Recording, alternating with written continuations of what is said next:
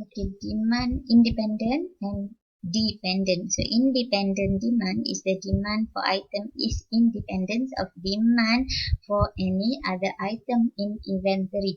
For example, demand for refrigerator is not depend on the demand of the televisions. So there is no connection between these items.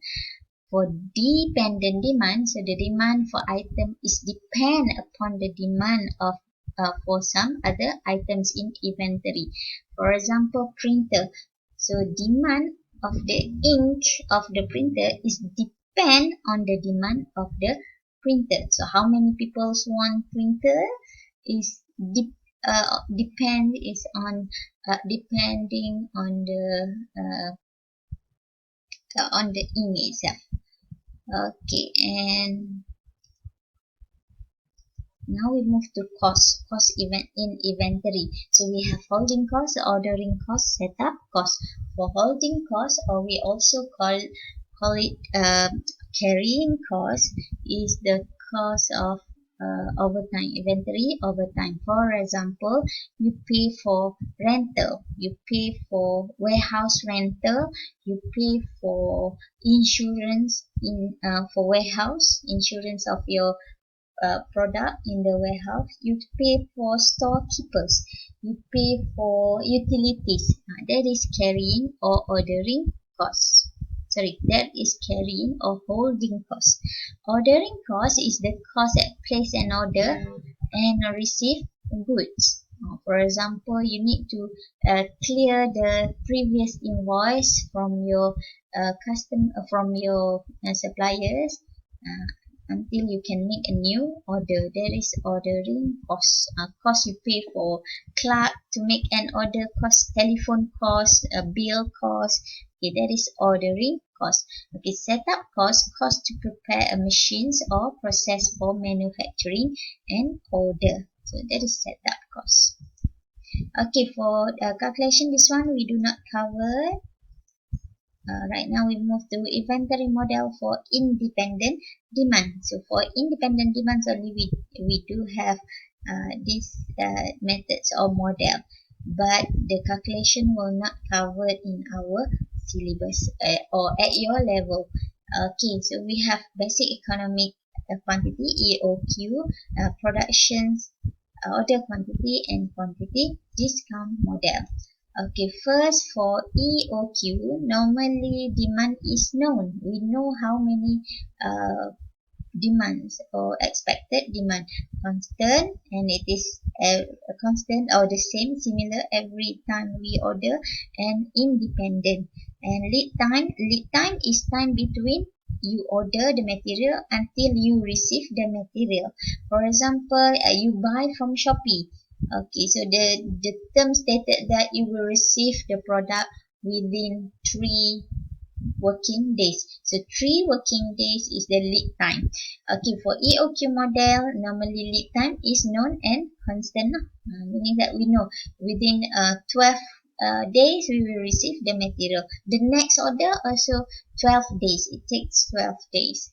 Okay, the third one, receipt of inventory is instantaneous. So we get immediately and complete in a complete amount. Quantity discount are not possible for EOQ model, and only variable costs are set up, and holding and stock out can be completely avoided using EOQ model. Alright, so this is examples of inventory over time. Okay, meaning for example, this is the ordering maximum order quantity lah. How many? For example, in we take 200 unit. So each time we order is 200 unit. Second time we order is 200 unit. The third time we order is 200 unit. So within 1 year, for example, this is if it takes 1 year. So we have 3 times of order. Okay, this is the average inventory and on hand. Okay, and also can be your reorder point. Okay, and we will skip this one. Alright, so we have this kind of formula, but this is for additional information. We are not covered in our syllabus. Okay, that is a setup cost. This one is annual holding cost, Q over 2 times with H. Okay, and this is the formula lah for quantity. So Q stand for quantity. Okay, in this example, takes D is demand per year. In 1 year, we have 1,000 units. Okay, S is setup cost, 10 ringgit per order or $10 per order. H is holding cost, which is 0.50 per unit per year. So each of the item in the inventory we charge 50 cents. Okay, so we integrate the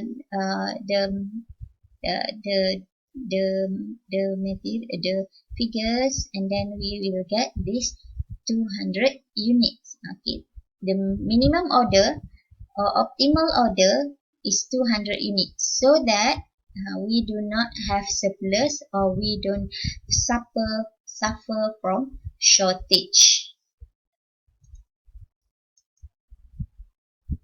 Okay, so how many orders that we expected to order in 1 year? 1 or 2, 3 orders. Okay, so we have an expected numbers of order. So demand 1,000 divide by order quantity. Previously we calculate 200 units. So in 1 year it involves 5 order, 5 times order.